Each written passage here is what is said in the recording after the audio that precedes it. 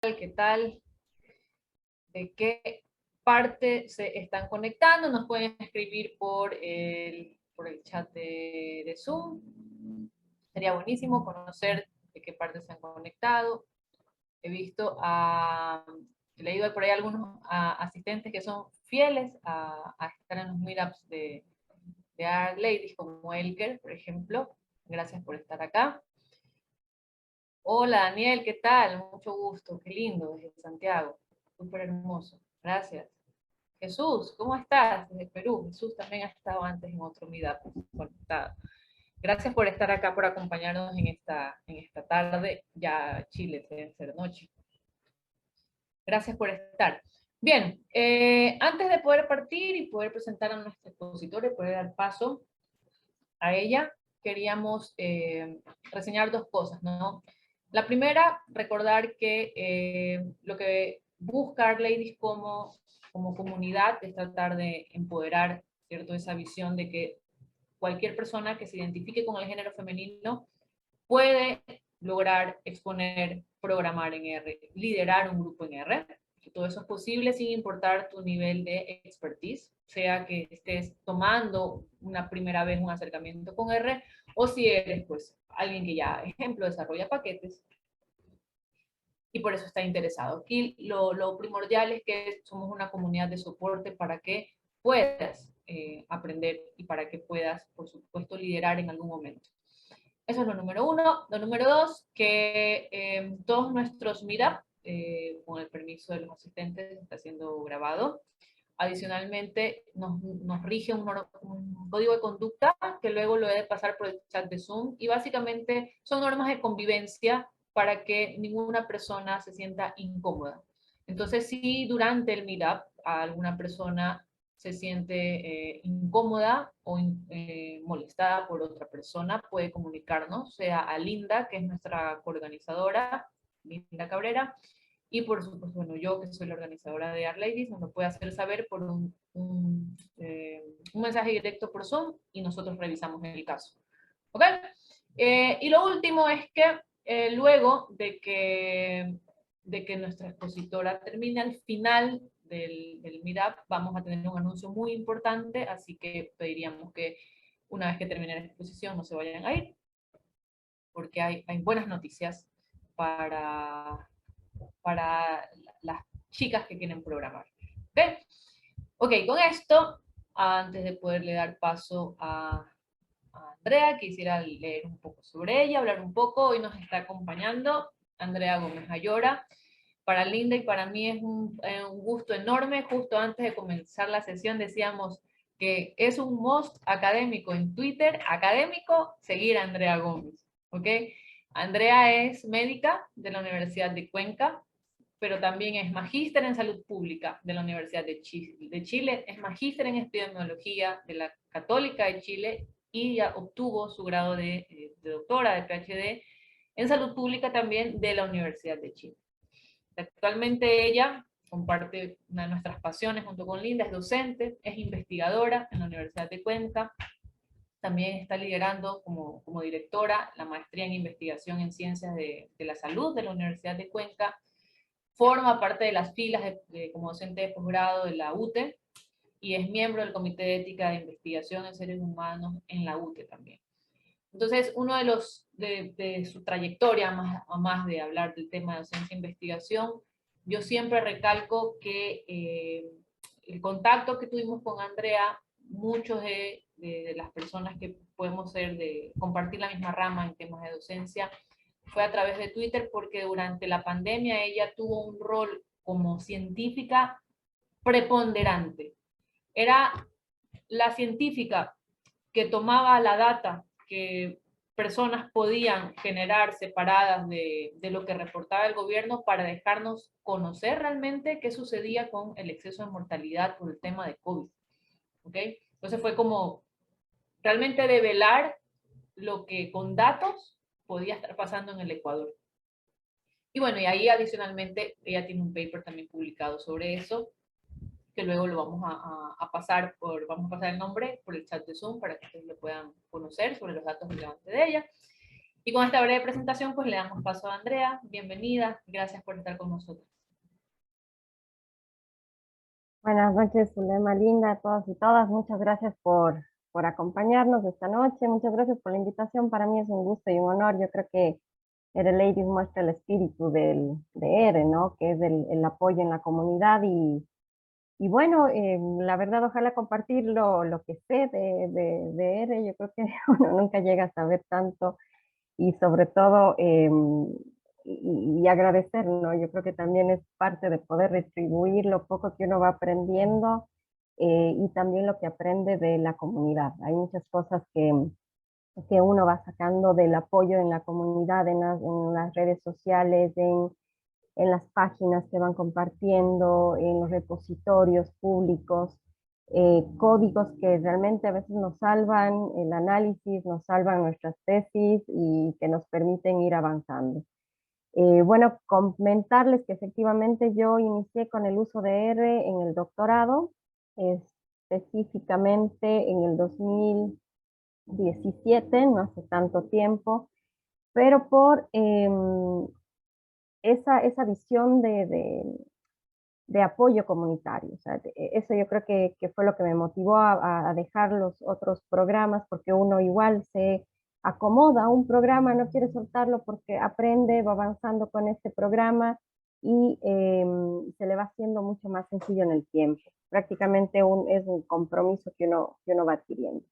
Entonces, cuando conocí R, vi la facilidad de poder realizar muchos análisis que incluso con otros programas era mucho más complejo, había que pagar ciertas cosas que hacen muy inaccesibles, sobre todo quienes fuimos de estudiar fuera o con algún tipo de beca o estamos sin trabajo fuera, sobre todo quienes salimos o dentro también, ¿no? Y que no nos permite acceder a esos altos costos que a veces son estos programas estadísticos. Entonces, nos permite por una parte el poder acceder a aprender, a acceder a analizar y también a poder dar información y brindar información para la toma de decisiones.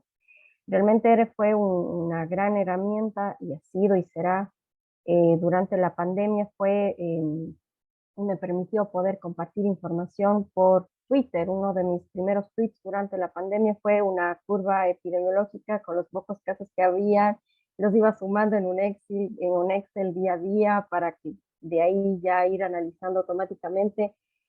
Fui generando scripts y bueno, de ahí en adelante. Después vinieron ya algunas publicaciones, pero sobre todo se podía brindar esta información a las personas que nos seguían para que puedan tomar la decisión de, bueno, salgo, uso mascarilla, dejo la mascarilla, qué es lo que se puede hacer, también dar alertas.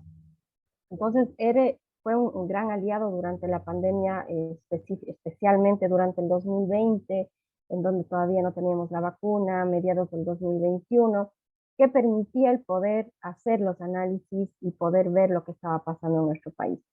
Mi acercamiento fue específicamente para desarrollar mi tesis de doctorado. Mi tesis se enfocó sobre todo en la prevalencia de hipotiroidismo en Chile y cuáles eran los factores asociados basado en la encuesta nacional de salud. Y de ahí fue mi acercamiento con este paquete Survey que nos permite el poder analizar estas encuestas que tienen un muestreo complejo. Tengo cursos en estadística, sé de estadística básica, pero muchas cosas probablemente no puedo responder, pero la idea es poder compartir, ¿no? Desde la epidemiología, desde la salud pública, cómo podemos utilizar también esta herramienta tan importante y cómo hacer los análisis que muchas veces cuando hacemos los análisis sin tomar en cuenta el tipo de muestreo no nos dan valores similares a los que se publican o publican las encuestas. Tenemos muchas encuestas a nivel del mundo y en nuestro país, en Ecuador específicamente, tenemos tanto la INSANUR, que es la del 2018, sin embargo, hay otros tipos de encuestas quienes se dedican, por ejemplo, al empleo, quienes se dedican a otro tipo de ciencias que también pueden utilizar esta herramienta que nos permite analizar ya tomando en cuenta el muestreo. Entonces, sin más, voy a compartir mi presentación. Bueno, comentarles que este paquete fue diseñado por el profesor Thomas Lumley, él justamente había visto estos problemas que tenía el análisis de muestras complejas. Es una muestra compleja. Una muestra compleja es aquella que tiene varios procesos y no es un muestreo aleatorio simple, es decir, no tengo el nombre de todas las personas, los coloco en una ánfora y tomo el nombre del número de personas que debería invitar a participar en mi estudio. Entonces, en el caso de las muestras complejas, pasan por una estratificación, pasan por una agrupación y de ahí pasan tal vez a un sorteo para ver quién participa. Y además también saber que tienen que estar hombres, mujeres, que representen a tal o cual ciudad, a tal o cual provincia, que hacen que la probabilidad obviamente no sea la misma que un muestreo aleatorio simple. Va cambiando esa probabilidad. Por ejemplo, si dentro de una muestra de 100 personas deberían estar 50 mujeres, 50 hombres, pero de las 50 mujeres únicamente 5 niñas entre 1 a 5 años. La probabilidad de estas niñas va a ser mucho más baja que probablemente otro grupo. Entonces, estas probabilidades van cambiando.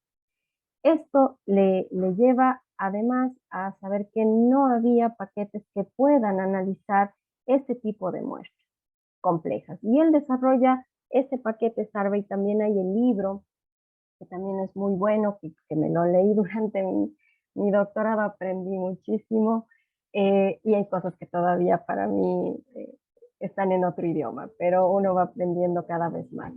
Una muestra compleja genera muchos problemas para el análisis estadístico porque hay una estratificación, hay una agrupación, además, y por otra parte también cada uno de estos pasos, por ejemplo, yo puedo hacer una agrupación eh, por, por ciudades. Dentro de cada ciudad voy a hacer algunos segmentos, grupos de casas tal vez, grupos de viviendas, y además un tercer caso en donde voy a escoger una de las viviendas. Y dentro de esta vivienda, ¿a quiénes voy a escoger para que sean parte? ¿A quiénes voy a invitar para que sean parte de mi estudio?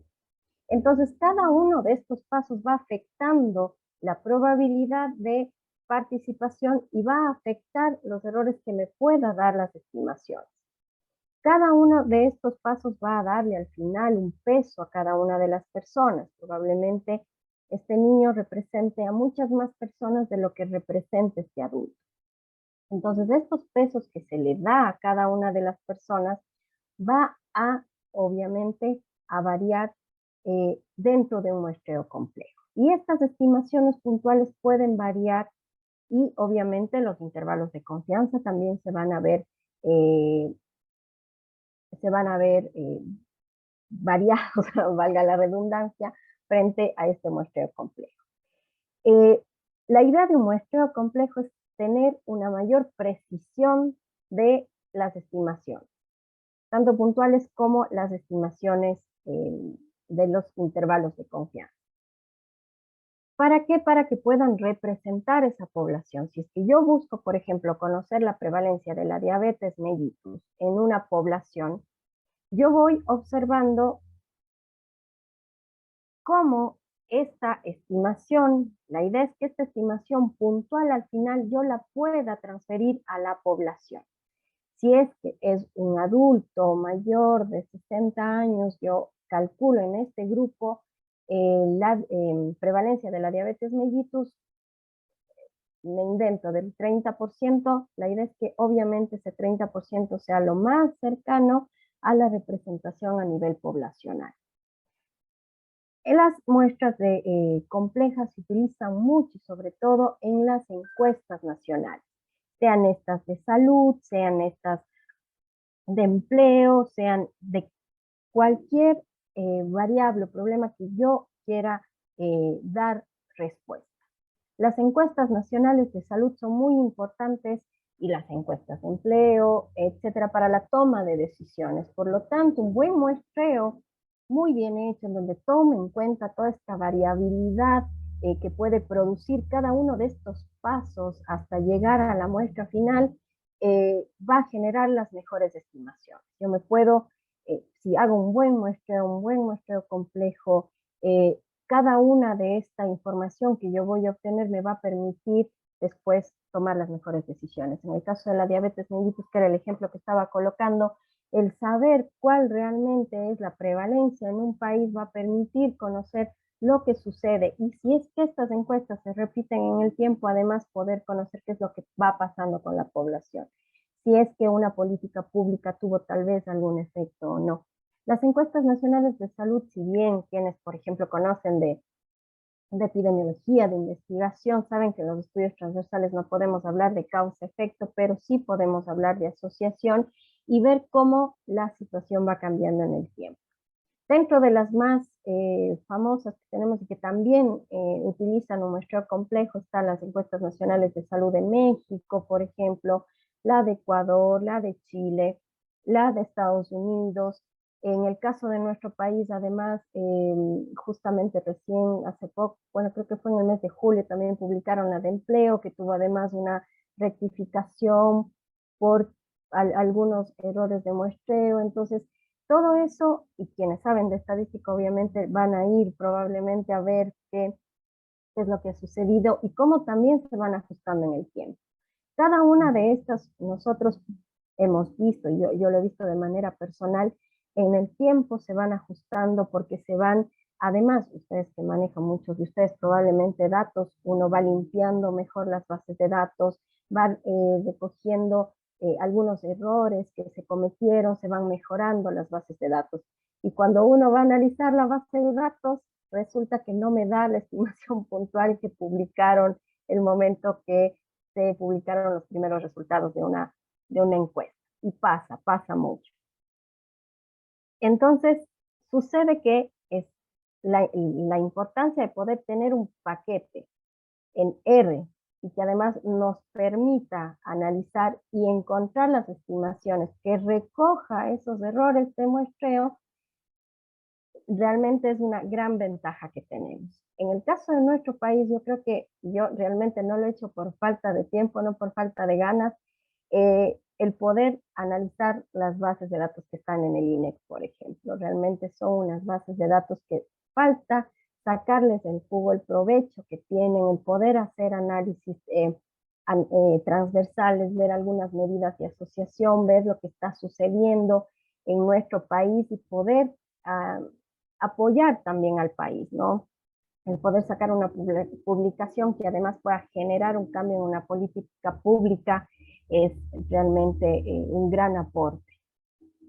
Nos servirían mucho para tesis de pregrado, para tesis de posgrado. Yo les comentaba, mi tesis de doctorado lo trabajé justamente con el equipo de la Encuesta Nacional de Salud, que para mí fue un lujo, además que aprendí mucho con ellos. El poder sacarle el provecho justamente a esta encuesta. Otro ejemplo que les traía a colación, ya un ejemplo mucho más nacional dentro del país, la encuesta nacional de empleo, desempleo y subempleo, en donde tenemos las características y los pasos en los cuales se va recogiendo esta muestra. Empiezan por los UPM, que son las unidades que en el caso de esta encuesta son las agrupaciones de viviendas ocupadas, que son un número de 30 a 60 que están próximas entre sí. Estas son las primeras unidades, que son los conglomerados. Después de esto, ellos ven cada hogar. Entonces se les denomina estratos. Y estos estratos, ellos los identifican como el estrato por nivel socioeconómico. Entonces van a dividirlos en niveles socioeconómicos y dentro de cada hogar van a invitar a una persona. Y esta persona es a quien le realizan la encuesta. Pero ojo, van recogiendo las características del hogar al que pertenece, del estrato al que pertenece y además de la unidad de viviendas que viven cercanas a las que pertenecen. El recoger esta información es muy importante porque en el momento del análisis uno puede darse la oportunidad de ver efectivamente el pertenecer a un estrato socioeconómico. Hay un micrófono. Sí, ahora lo cerré, disculpe. Entonces, hay la oportunidad. No, creo que todavía no.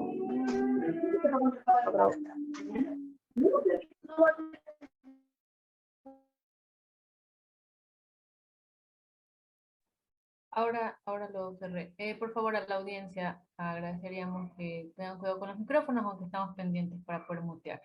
Disculpas, Andrea, puedes continuar. Muchas gracias, Blanca. Suele pasar. Entonces, la ventaja que tenemos con respecto a poder observar las características del muestreo es súper clave para el análisis. Hay quienes nos dedicamos directamente al análisis, al poder mirar las variables epidemiológicas, siempre con apoyos estadísticos, etcétera, pero el poder observar el tipo de muestreo es clave para el análisis.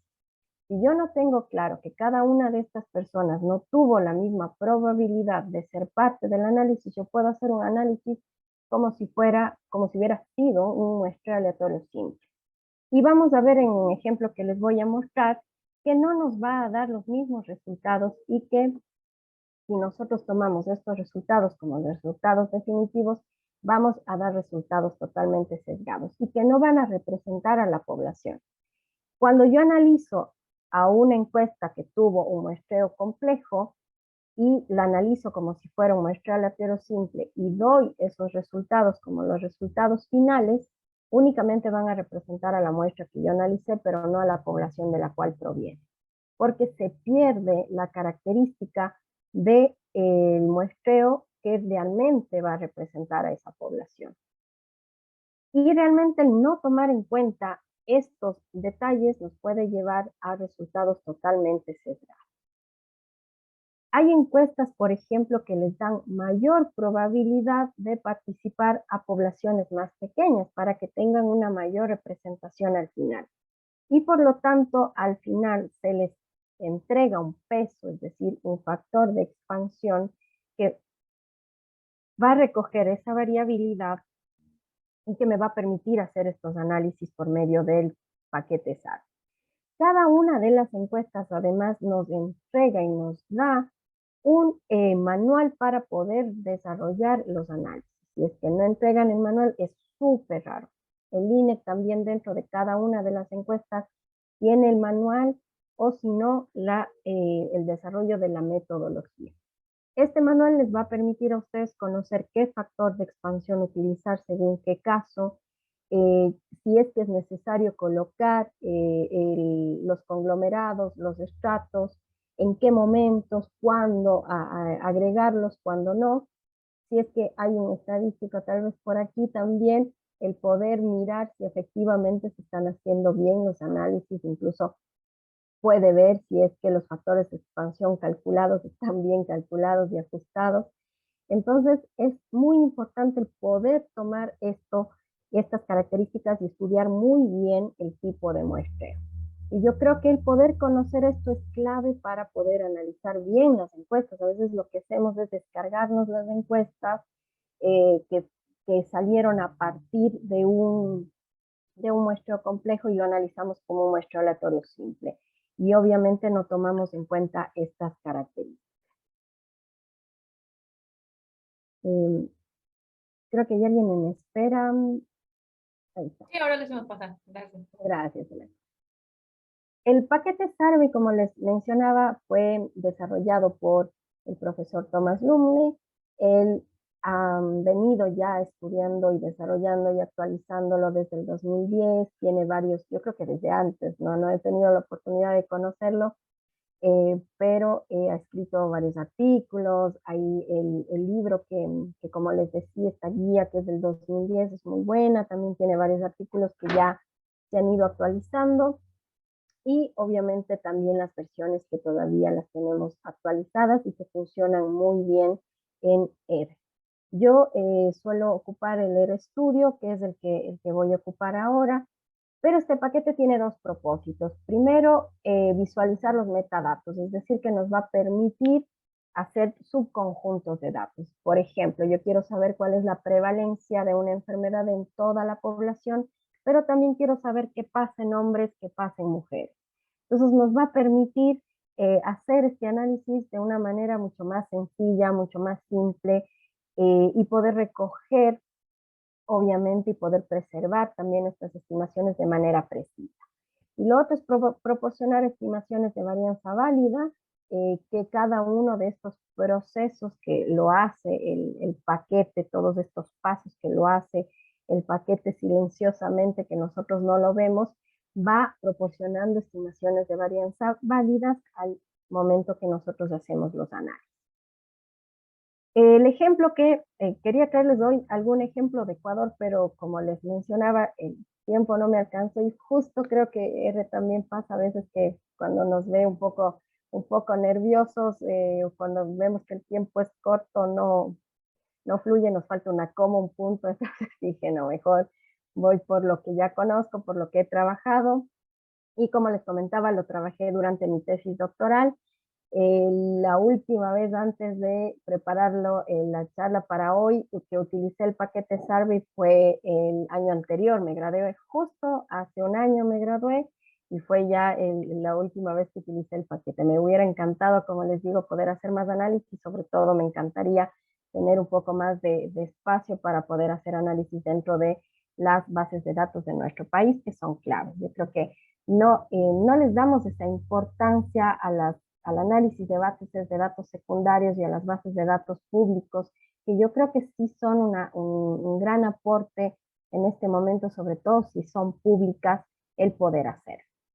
El ejemplo que les traigo es sobre la encuesta nacional de salud, que prácticamente tiene muchas de las mismas dinámicas de todas las encuestas en todo el mundo, y con la ventaja que esta encuesta se ha ido actualizando, han ido limpiando la base de datos, el equipo que está a cargo, tanto dentro del Ministerio de Salud de Chile como el equipo que ganó para realizar y desarrollar la encuesta de salud, que fue la Pontificia Universidad Católica de Chile, con todo su equipo, con el Departamento de Salud Pública, y están constantemente actualizando. Y por otra parte, también equipos de investigación que van actualizando, que van desarrollando otros análisis y van sumando también información a estas bases de datos. Chile tiene ya 3 encuestas de salud que les ha permitido ir observando lo que pasa y les ha permitido además poder tomar mejores decisiones en cuanto a prevención, promoción de salud, políticas públicas, el poder dirigir también los recursos hacia la prevención de estas enfermedades. En el caso de la encuesta, las encuestas, por ejemplo, le permitieron, por ejemplo, a Chile el tener una lista de enfermedades más prevalentes para que la gente pueda acceder a medicamentos, mejorar, sobre todo en el gobierno de Bachelet, en donde se empezaron ya a colocar y a priorizar estas enfermedades. Y como es política pública, con el tiempo, cuando se hace una encuesta de salud, aparecen tal vez otras enfermedades, otros problemas, se va actualizando este listado. Claro, también hay mucha inequidad allá y por eso también la decisión de cambiar, ¿no? Con la nueva constitución, a ver qué pasa el 4 de septiembre. Entonces, uno cuando ingresa a esta página, uno va a observar que tiene varias opciones y dentro de ellas tiene la opción de base de datos. Ahí uno lee porque se compromete al acceder a las bases de datos con propósitos científicos y obviamente se compromete a utilizarlos de una manera responsable. Después de que uno acepta, ingresa y observa todas estas bases de datos. Tenemos la encuesta del 2013, como les mencionaba, ya tienen ellos 3 encuestas, la del 2009, y se utilizaba sobre todo, y se ha utilizado hasta ahora, han trabajado mucho en SPSS, también tienen un formato CBS, pero en general las bases de datos están en formato SPSS. ¿Por qué? Porque guarda además características como los nombres de las variables, algunas características de las mismas variables, los títulos, subtítulos, como que guarda algunas características, esa es como la ventaja que le han visto al SPSS, y el R realmente empezó a ser mucho más utilizado los últimos años, o sea, después del 2017 incluso. en el caso de las ciencias de la salud, que cada vez lo utilizamos mucho, mucho más. Y para muchos de los que hacemos epidemiología era algo súper nuevo, novedoso. Yo creo que estadísticos y estadísticas ya lo venían utilizando desde hace mucho tiempo. Aquí, como les decía, siempre se coloca el manual de uso y en este manual de uso, además de decirnos cómo colocar, cómo utilizar los factores de expansión, cómo utilizar de acuerdo al formulario, porque ellos tienen dos formularios, un formulario de examen y un formulario 4 que era de los metales pesados, no, perdón, de salud mental, es este formulario 4, de cómo utilizarlos, cómo unir las bases de datos y cómo analizarlos al final. También hay el libro de códigos que nos dice cuáles variables hay en cada uno de los formularios. Hay como más de 1000 variables en cada una de las bases de datos, pero esto nos permite poder llegar allá.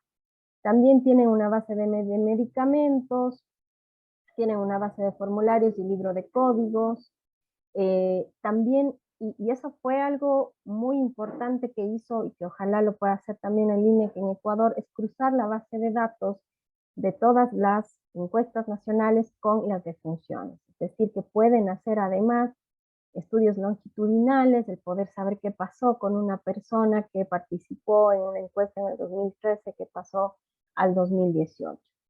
Hicieron también un formulario de discapacidad específico, y también actualizaron ya a defunciones del 2019.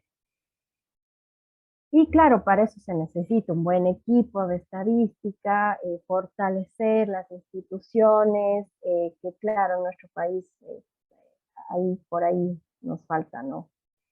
Dentro del manual hay estas líneas que nos dicen cómo utilizar cada uno de los formularios. Eso van a ver en todas las encuestas de salud que utilicen muestreos complejos.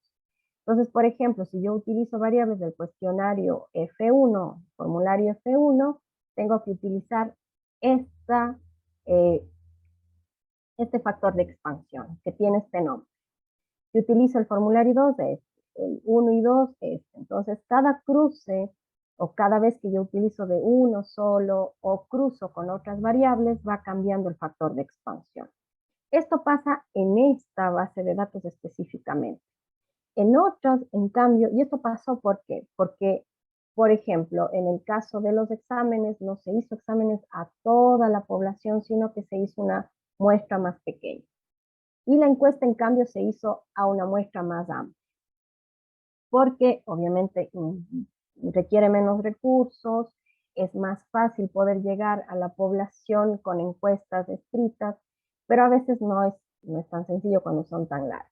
Entonces, realmente se requiere recursos para poder tener una muy buena encuesta con una muy buena muestra y que obviamente la participación sea importante. No tengamos pérdidas en el proceso. Muy bien, entonces quería hacer una introducción corta, pero creo que se me alargó. Voy a mostrarles un poco y hacer un acercamiento hacia el paquete. Voy a compartirlo luego con Zulema.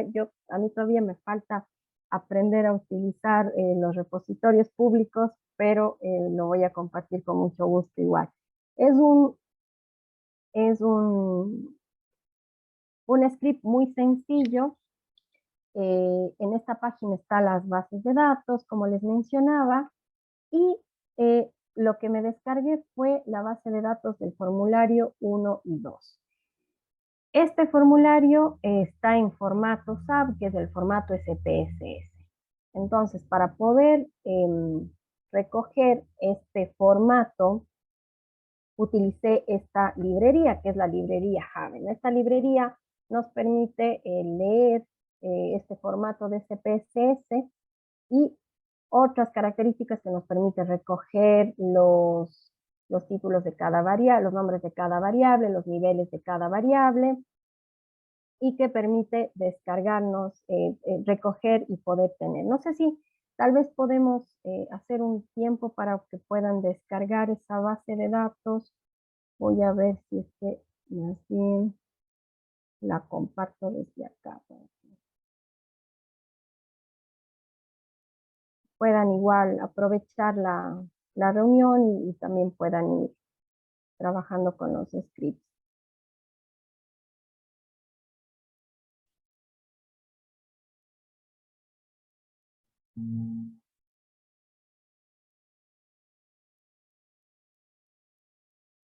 Permítanme un segundo para pasarles.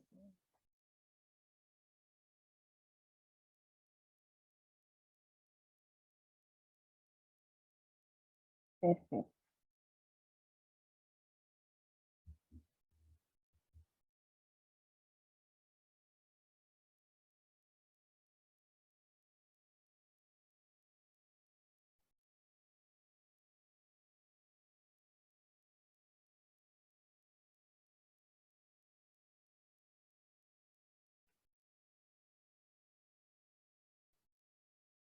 Ah, se me cerraron todas las pestañas de este momento, pero lo tenía cerquita.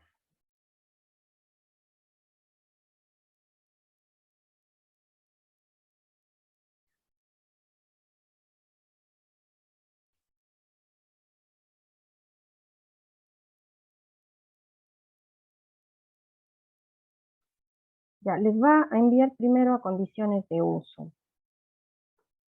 Ahí hay que colocar aceptar.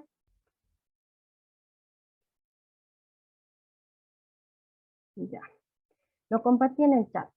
Entonces es epimunsal slash condiciones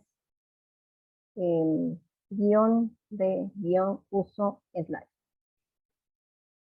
Les va a enviar a esta página en donde el investigador, si se publica, por ejemplo, se compromete a compartir la publicación con el ministerio y uno coloca aceptar. Aquí, clic aquí y nos manda esta página. En esta página, la base que estoy utilizando es esta de aquí en SPSS. Hay un formato CBS, pero vienen menos variables. Yo no sé por qué, pero preferí bajar mejor este. Entonces, se baja un archivo winrar.zip y ahí para que lo vayan descargando. WinRAR.zip.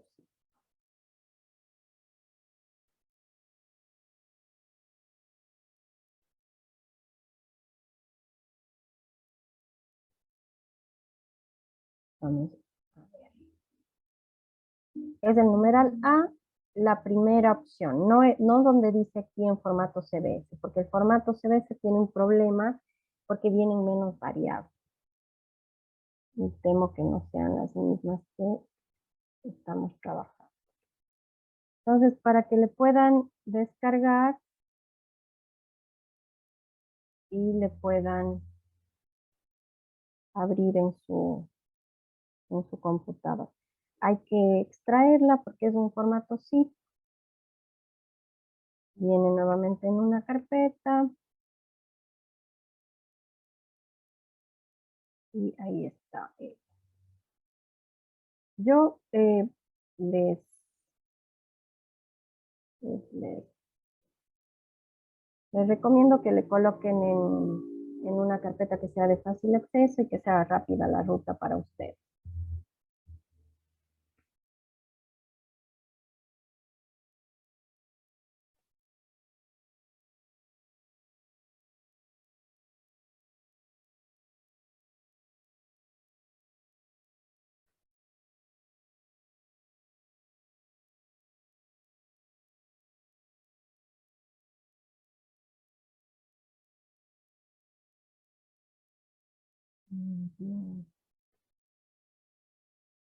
Entonces, por ejemplo, bueno, a mí se me bajó este zip, luego abrí en la carpeta y luego le pasé acá, a esta carpeta para acceder directo desde el script.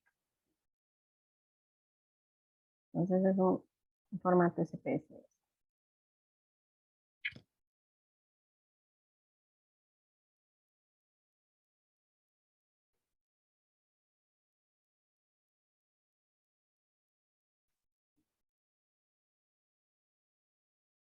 Este código de aquí, el primero, yo lo suelo utilizar mucho para poder limpiar el ambiente y poder quedarme sin sin bases de datos acá para que no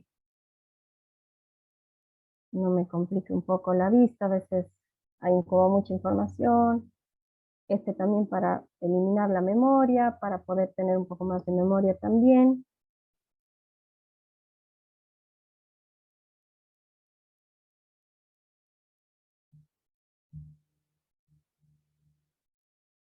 Si uno quiere agregar datos manualmente, en el caso de la base de datos, puede hacerlo directo en la base de datos, que sería un SPSS.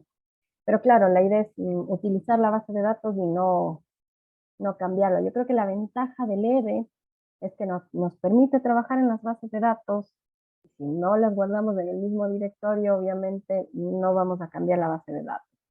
Y eso nos permite, obviamente, tener un buen respaldo, que a mí me ha pasado. Yo trabajaba en SPSS antes y a veces guardaba los cambios y perdía las bases originales. Después aprendí a hacer varias copias para que no me vuelva a pasar, pero uno aprende como de los errores, ¿no? Entonces, en el caso de EDA hay como esa ventaja de poder utilizar las bases de datos originales y no tener estos errores en el tiempo. Pero claro, si uno quiere agregar datos, lo puede hacer incluso también en el mismo R, agregando tal vez, creando data frames, uniendo con la base de datos o agregando columnas. Uno lo puede hacer, pero claro, la idea es más bien no manipular la base de datos original.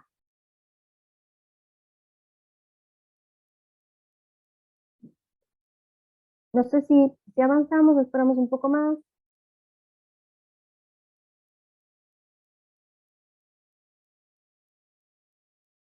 Gracias por la pregunta. Vamos a avanzar. Entonces, como les mencionaba, una de las librerías que se puede utilizar es la librería Haven. Si no la tienen instalada, con install package y se escribe la palabra, siempre entre comillas, y enter para instalar. Yo la dejo aquí con el numeral para que no se instale nuevamente y no me tome mucho tiempo. Entonces le pido al R que lea la librería y para poder leer la base de datos, lo que yo hice como lo coloqué directamente en la carpeta que está trabajando, en este caso el ejemplo de RLadies, le coloqué directamente. Entonces lo que hice fue de la carpeta, porque no estoy compartiendo todo, de la carpeta lo que hice fue el F2 y copiar el nombre directamente, irme a la base de datos y pegarla, colocarle read.sap, no, read slash bajo sap, abro las comillas, pego el nombre y al final punto sap para que lea el, el, para que lea la base de datos. Se demora un poco porque es una base de datos que viene en SPSS, que es pesada y que tiene muchas variables. Pero lo bueno también es que el R también nos ayuda a que sea más rápido también los análisis. Entonces, tiene 6.233 observaciones, tiene 1.158 variables. Hay muchas formas de poder ver la base de datos con el head-base, pero a mí me gusta, por ejemplo, cuando hay muchas variables, me gusta pedirle que me dé el nombre de todas las variables. Entonces, lo que yo hago es generar un data frame que me permite ver los nombres de las variables como si fueran una base de datos más. Entonces, por ejemplo, yo uso esto mucho porque a veces, por ejemplo, quiero encontrar una variable más rápido, no sé si está escrita con mayúscula, con minúscula, no quiero demorarme mucho. Entonces ya abro este data frame y veo los nombres de las variables. Entonces tengo 1.158 filas y voy observando todas las variables. Tengo muchas, son muchísimas, son varios formularios. Y por ejemplo, quiero saber cómo está escrito sexo. Escribo sexo y tengo la variable sexo y además un ID que se agregó dentro de esta base de datos. Quiero ver los factores de expansión, sé que se llaman FXC y tengo varios factores de expansión. Como les había comentado en la presentación, hay justamente en el manual, dentro del manual nos dice qué factor de expansión utilizar de acuerdo al formulario que voy a ocupar. En eso yo me demoré mucho porque tuve que leer todos los formularios, saber en dónde estaban las variables, buscar las variables dentro de los formularios, pero luego ya uno se empodera del estudio y ya saben dónde están las variables. Entonces, para el ejemplo, primero mostrarles cómo estaba sexo, el R lee como 1, 2, en el código de variables nos dice que 1 es hombre, que 2 es mujer, también puedo ver la clase de la variable y permite ver algunas cosas. Vamos a ver el paquete Survey ya directamente. Entonces, lo primero, instalar. Install.package Survey. Entonces, uno puede instalar, yo ya lo tengo instalado, no me voy a demorar mucho aquí, realmente no se demora mucho en instalar el paquete, no es muy pesado y es muy rápido de instalar. Una de las cosas que suele pasar además con el paquete Survey es que cuando yo quiero generar la base de datos final, que en realidad es el diseño que yo voy a utilizar, en donde le digo cuál es el factor de expansión que voy a utilizar, los factores de expansión deben estar completos, es decir, no debo tener datos perdidos. Entonces les voy a colocar un ejemplo. Yo quiero saber si es que hay NAs en uno de los factores de expansión, pongamos el factor de expansión del formulario 1, que sería este. Entonces, si yo le coloco y le pregunto si tiene NAs, me dice que no tiene NAs.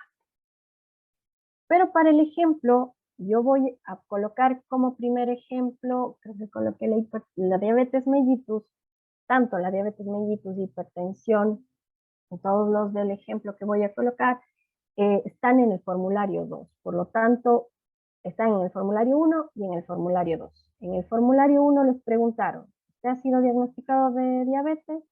Y en el formulario 2 colocaron si es que ha sido, en el caso de la hipertensión, perdón, por ejemplo, usted tuvo hipertensión en el formulario 1 y en el 2 sí le midieron la presión arterial y cuánto obtuvo, si es que tuvo hipertensión o no, si fue diagnosticado durante la visita de la encuesta.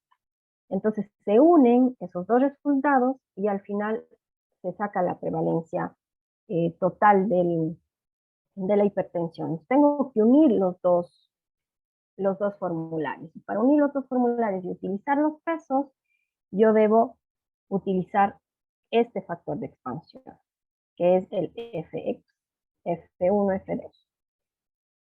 Entonces, lo que yo hago es hacer una tabla. Voy a copiar este código para hacer la tabla de este factor de expansión. Y si ustedes se fijan, aquí sí tengo datos perdidos. Cuando yo tengo datos perdidos, debo hacer un subset de los datos completos o pedirle todos los datos completos. Entonces, este código de aquí me permite recoger todos los datos completos, hacer un subset. Entonces, esta es mi base completa y yo le pido un subset de los datos completos. Pues voy a tener una base 1 que debería tener únicamente 5.520 casos. Y efectivamente, la base 1 tiene 5.520 casos. Esos 5.520 casos son aquellos que tenían respuestas en el formulario 1 y el formulario 2.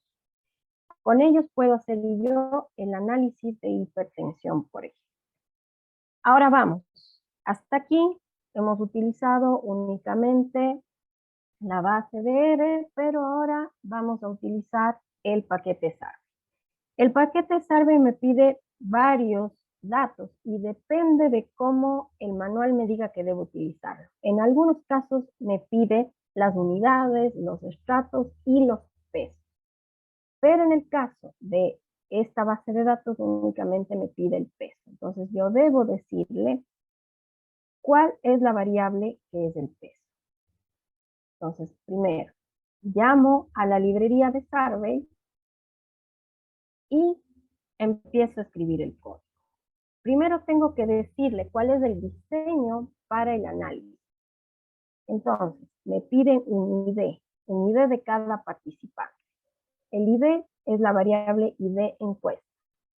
Primero tengo que colocar este rabito de aquí, luego coma, el peso igual, nuevamente, la variable que es el factor que voy a utilizar, que en este caso, como les mencionaba, va a ser el formulario 1 y el formulario 2, y este de aquí para saber qué va a hacer con los DNAs perdidos, que deje pasar los DNAs de las variables, y cuál es la base de datos que voy a ocupar.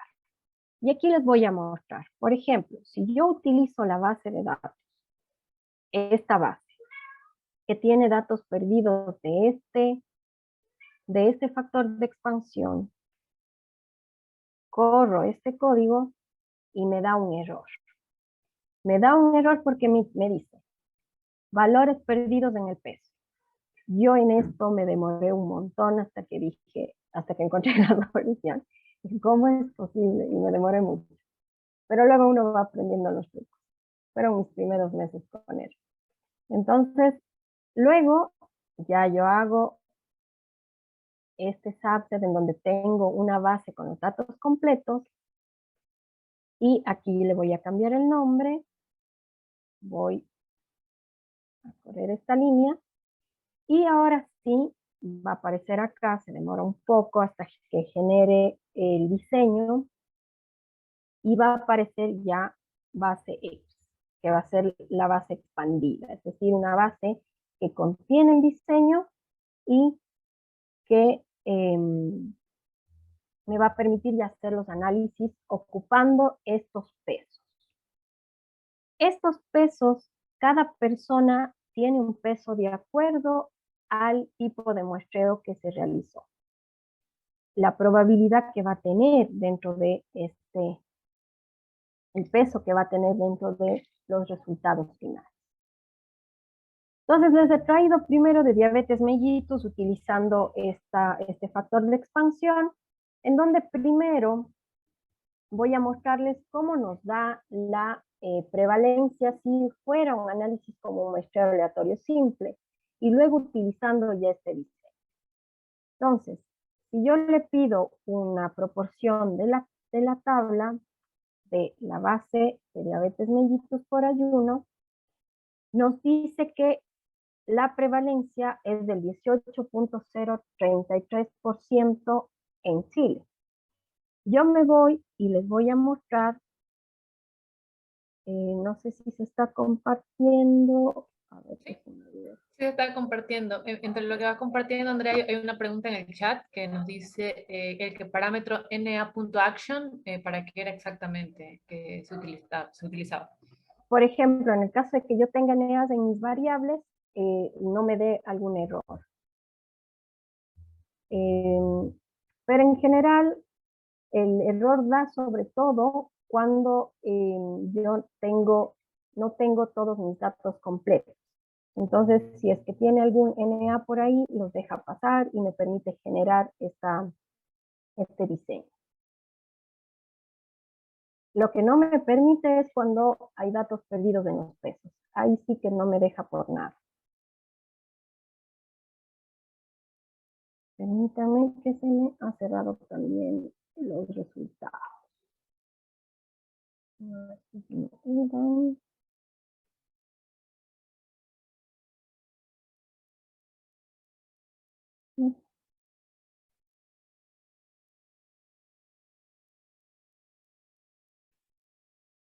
Permítame un segundo.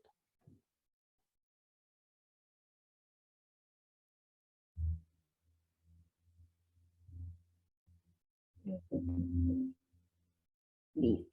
Entonces, quiero mostrarles la publicación de resumen de los primeros resultados que hubo de la encuesta nacional, en donde se tienen una tablita en donde resumen estos datos. Con la diabetes mellitus, si ustedes se fijan, a ver, voy a hacer un poco más grande, me dice que la prevalencia del total de la población que está al final es del 12.3%, tomando en cuenta el tipo de muestra. Esta ya es la publicación del equipo que trabajó en la encuesta de salud, 12.3%. Entonces, no está concordando con lo que yo estoy obteniendo en el análisis si es que yo pensara que fuera un análisis de de un muestreo aleatorio simple. Me está dando un 18.03, muy alto. Para eso yo debo ocupar, obviamente, Survey, en donde primero yo le indico la variable que voy a utilizar, que es esta variable DMT ayuno, que es la diabetes en ayuno. Le indico con la I que es un factor, que es una variable nominal, en donde 1 significa sí y 0 significa no.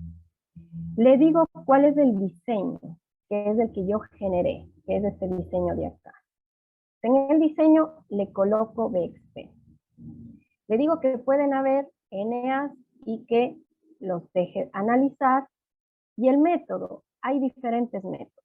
Este método XLogit es el que me permite de una mejor manera tener la estimación más similar a la que nos da el SPS. Recuerden que los resultados están publicados en Chile, los han analizado en SPS.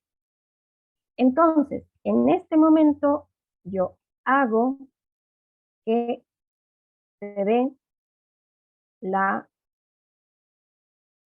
información. Entonces, me dice que la prevalencia es del 12.5%. Pero lo importante del SBYESI Pro, me gusta un montón, es que nos da los intervalos de confianza. Y eso es súper importante porque me permite además, por ejemplo, graficar los intervalos de confianza, el poder ver si efectivamente las diferencias son significativas o no. Y vamos a comparar este 12.5 con lo que ellos publicaron. Entonces, ellos publicaron, aquí está, 12.3. Como yo les decía, estos son los resultados primeros con los análisis. Después de esto, y lo conversé también justamente la doctora Paula fue mi directora de tesis, y claro, me decía, lo que pasa es que fuimos limpiando la base de datos y se fueron actualizando en la página web. Pero lo importante es tener estimaciones similares y cercanas. Y es que a mí me diera el 18% que encontramos acá, sin ocupar Survey, si que me diera este 18% de aquí, ahí sí yo me preocupara, ¿no? Me da un 12.5 y a ellos les da un 12.3. Vamos a ver otro ejemplo. En el caso del siguiente ejemplo es de la hipertensión. En el caso de la hipertensión igualmente, yo veo lo que yo sé hacer. No sé cómo se llama la variable, lo que les estaba comentando. Me voy a la base de datos y busco aquí. Yo sé que estaba como, por ejemplo, si digo, tal vez está como hipertensión. No, no está como hipertensión. O sea, a lo mejor está como HTA, hipertensión. Entonces está todo con mayúsculas, porque en el leer es súper importante todos estos detalles para que no nos dé error en el momento de leer. También, además, yo puedo hacer una tabla de la variable para que me permita observar cómo está distribuida o cómo se llaman los niveles de la variable, clases de la variable. Está como 0 y 1. Yo sé que el 0 es no, el 1 es sí, entonces voy a ocupar el 1. Pero además yo puedo generar una proporción pensando en comparar con un tipo de muestreo aleatorio simple. Entonces aquí le cambio la variable HTA. y veo qué pasa con la proporción. Me dice que hay un 37.78%, si es que fuera un muestreo aleatorio simple. Si es que fueran ministros, si es que fueran tomadores de decisiones, uno se asustaría. Entonces vamos a ver qué dice la publicación. Cada rato me equivoco. Ya. La publicación me dice que ellos encontraron un 27.6% de hipertensión arterial. Por lo tanto, obviamente debo tomar en cuenta y considerar el peso. Gracias, Daniel. Estamos utilizando la base 1. La base 1, tienes razón. Ya voy a cambiar acá. Base 1, base 1. Muchas gracias, Daniel. Entonces, en la tabla y la proporción bajó a un 36.3%. Pero este 36.3% todavía está muy lejos del 27.6%. Entonces, es muy importante el tomar y considerar el tipo de muestreo. Entonces voy a utilizar este comando. Recuerden colocar y si es que es una variable factor, el diseño que estoy utilizando, que es este de aquí, no la base de datos que estoy utilizando, sino el diseño que yo generé, y voy a ver cuánto nos da. Y nos da el 27.6 que encontraron los investigadores, 27.6. Entonces, efectivamente, está mucho más cercano, ojo, a lo que nos pasó con la diabetes. Yo creo que ahí porque no utilicé, no debí utilizar el F1, F2, sino también colocar el de exámenes, por ejemplo, porque en caso de la diabetes hay que sumar los exámenes. Ahora, ¿qué pasa? Yo no me puedo quedar únicamente con las prevalencias a nivel poblacional, sino también puedo verlo por subgrupo. Por ejemplo, para el ejemplo del día de hoy, podemos ver qué pasa por sexo. Hay múltiples formas de poder analizar en R con respecto a los subgrupos. El camino más largo, que sería, por ejemplo, primero ver cómo está la variable sexo. Yo le voy a colocar como, a ver, aquí sería la base 1. Antes de pasarle a la base 1, voy a ver cuál es la clase de la variable sexo. Ya, está de esta manera, de esta forma. Entonces todavía lo está leyendo con características del SPSS a esta variable. Entonces yo quiero decirle al R que sexo es un factor. Entonces convierto en un factor a esta variable. Hay múltiples formas de poder ver los niveles, pero yo les hago la más sencilla para mí. Entonces está clasificado en 1 y 2. Dentro de el libro de códigos de variables, el 1 es hombre y el 2 es mujer. Yo puedo cambiarle o puedo dejarle con 1 y 2 y seguir haciendo los análisis, depende de cómo ustedes se acomoden. Yo preferí colocarle aquí los niveles y poder hacer el análisis de esa forma. Entonces, uno de los caminos más largos es hacer un subset. Quiero hacer el camino más largo también para que ustedes puedan ver que efectivamente el poder utilizar los factores de expansión se pueden hacer también haciendo subset directamente con el paquete SAR, que eso es una ventaja que tiene el paquete. Este es el camino más largo. Primero hago un subset para los hombres, es decir, una base de datos que sea únicamente de los hombres y no me... ya sé por qué me equivoqué. Era la base 1, ya. Entonces aquí está la base 1, generé la variable y ahora voy a hacer un subset. Aquí está, la base de hombres 2019.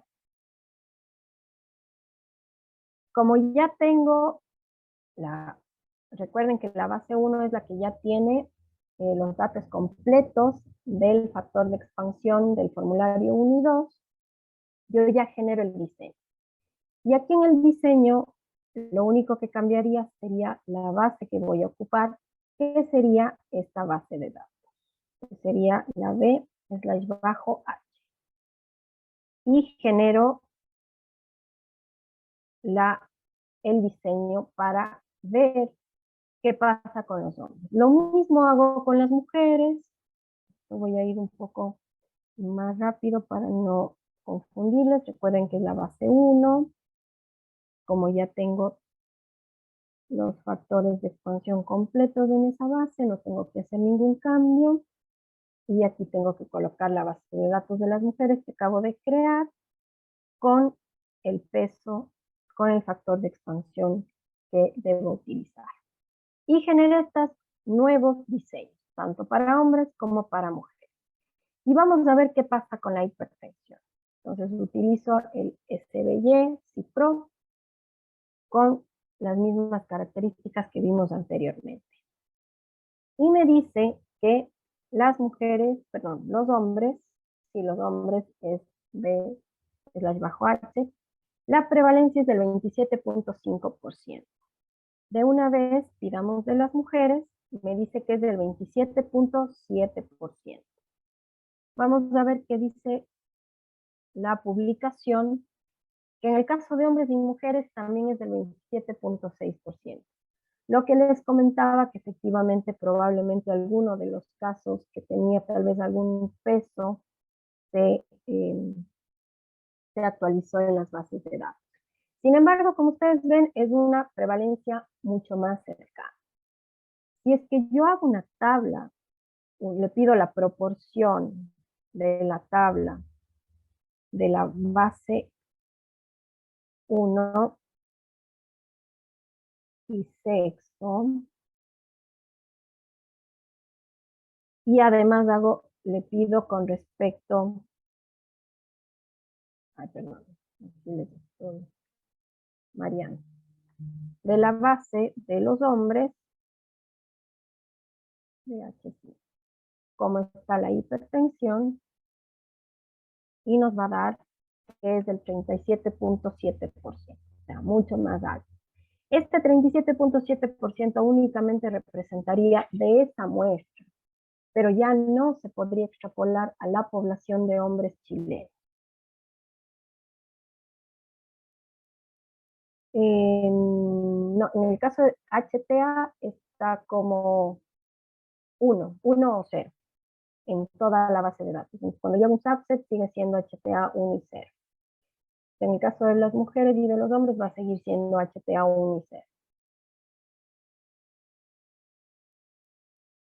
Entonces, en el caso de, si ustedes se fijan, va a ser un 37.7%. Y aunque ustedes no lo crean, hay muchas publicaciones de muchas bases de datos alrededor de todo el mundo que no han considerado el muestreo complejo y se publican esas prevalencias. Entonces, es muy importante que también los revisores conozcan esto. Parece que es algo que todos deberíamos saber, pero no es tan difundido y yo creo que eso, y por eso es muy importante este paquete, porque hace que sea mucho más, que llegue a más gente, ¿no? Y que todos podamos realmente hacer los análisis que deberíamos hacer con respecto a las muestras de encuesta. Ahora, este es el camino que yo les acabo de mostrar, que es hacer subsets, subgrupos y todo, pero hay una ventaja con este paquete que nos permite hacer el subset dentro del diseño que ya generamos, dentro del primer diseño, es decir, dentro de este diseño que proviene de la base 1.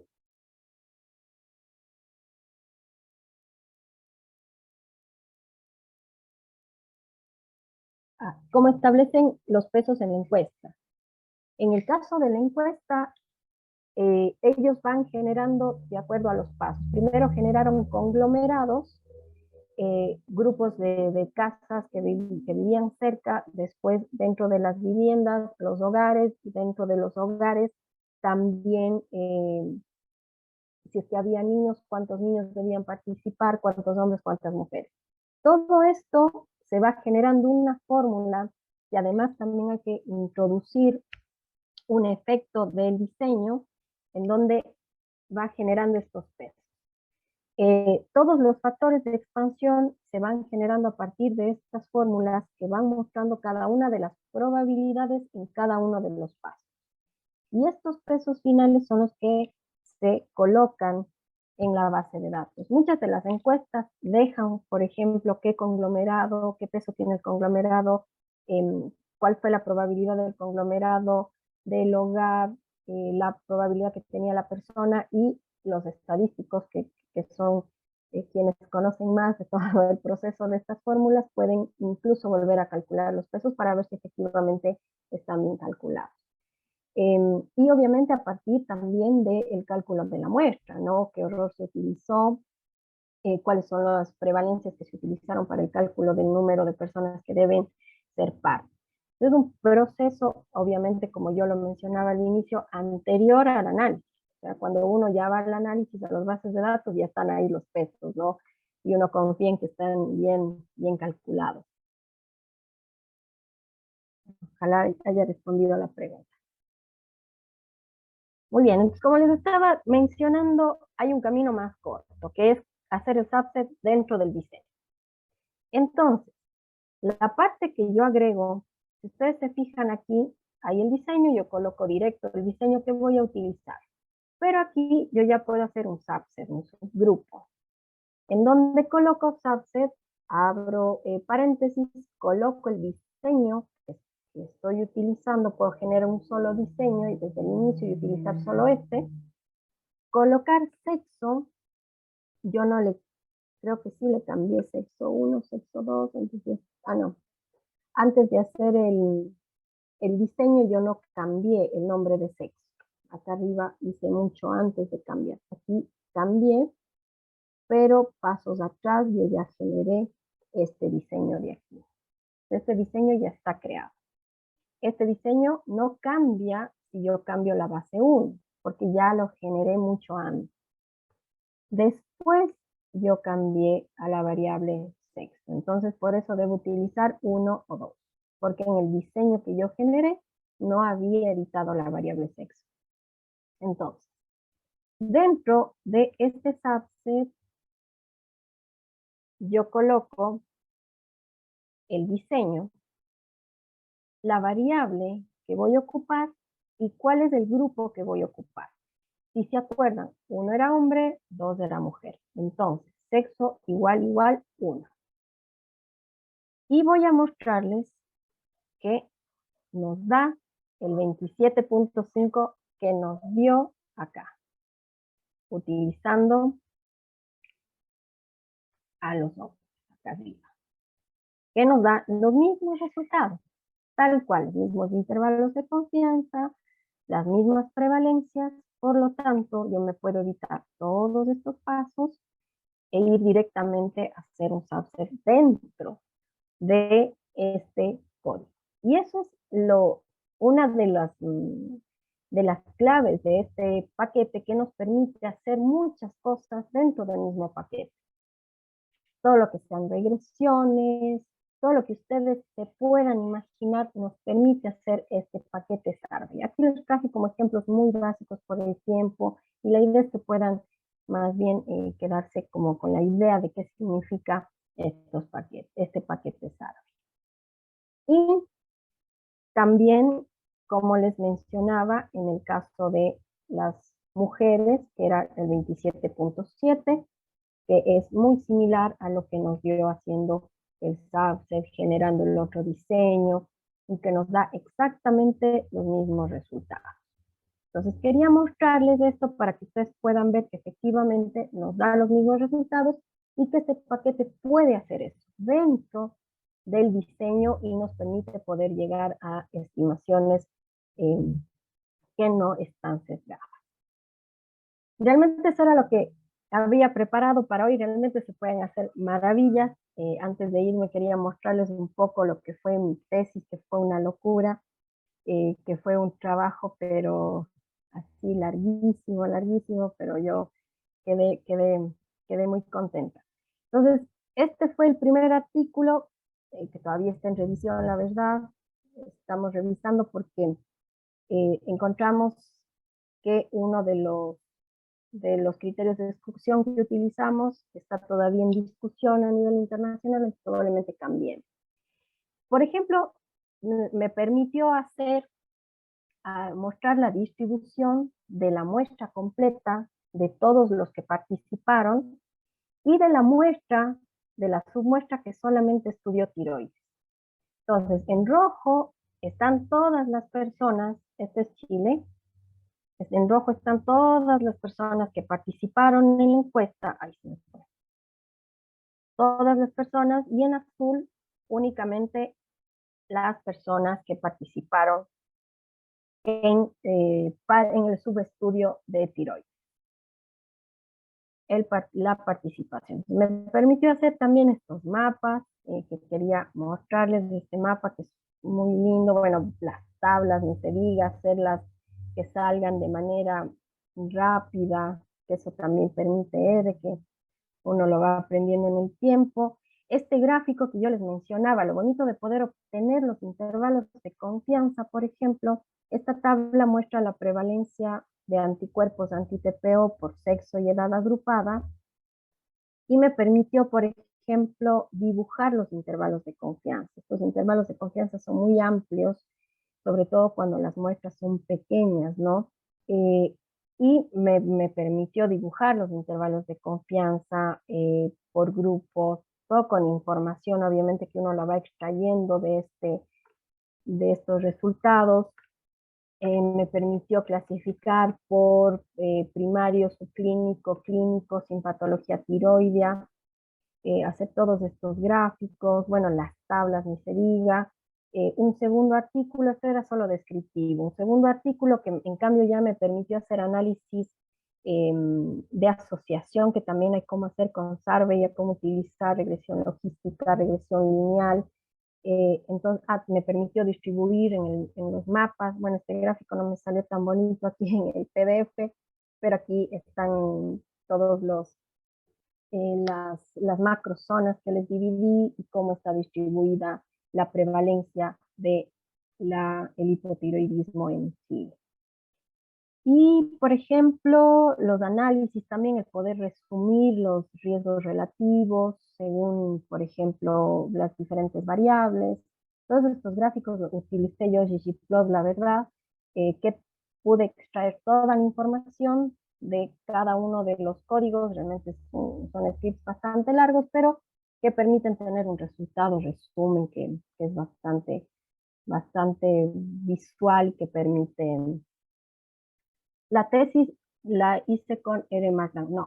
No, Daniel, porque aprendí Eren Magnan ya cuando acabé mi tesis.